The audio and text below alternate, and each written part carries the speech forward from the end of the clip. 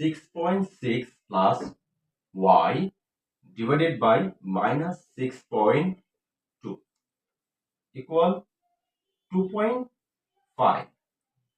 এই অঙ্কটা অষ্টম শ্রেণীর একটা নোট খাতার পেছনে ছিল। আমার অষ্টম শ্রেণীর একজন শিক্ষার্থী বলেছে, স্যার এই সমস্যাটার সমাধান কি হতে পারে? তো দেখো, এটা খুবই সোজা। আমরা এখান থেকে y এর মানটাই বের করব। তো y এর মানটা যদি আমরা বের করতে হয় কিভাবে করব? এটা একটা চলক, চলকের মান কিভাবে বের করি সমীকরণ থেকে।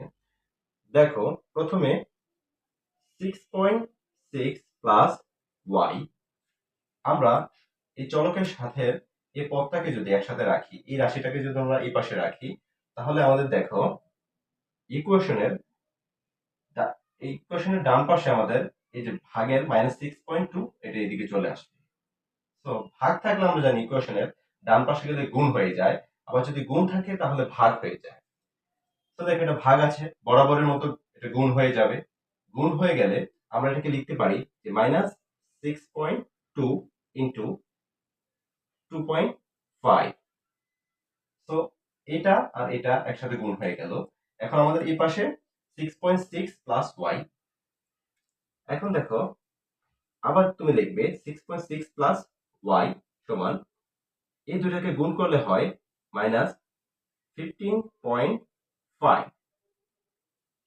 এখন আমরা শুধু y এর মানটা বের করব, তাহলে এখানে প্লাসের 6.6 টাকে ইকুয়েশনের ডান পাশে নিয়ে যাব। এখন দেখো y ইকুয়াল -15.5, তাহলে এখানে প্লাসের 6.6 ইকুয়েশনের ডান পাশে গেলে প্লাস থাকলে মাইনাস হয়ে যায়, এটা হবে -6.6। তাহলে আনসারটা এই দুইটাকে আমরা এখন -15.5 -6.6 ইকুয়াল কি হতে পারে? y equal -22.1। এটা হচ্ছে আনসার। Thank you.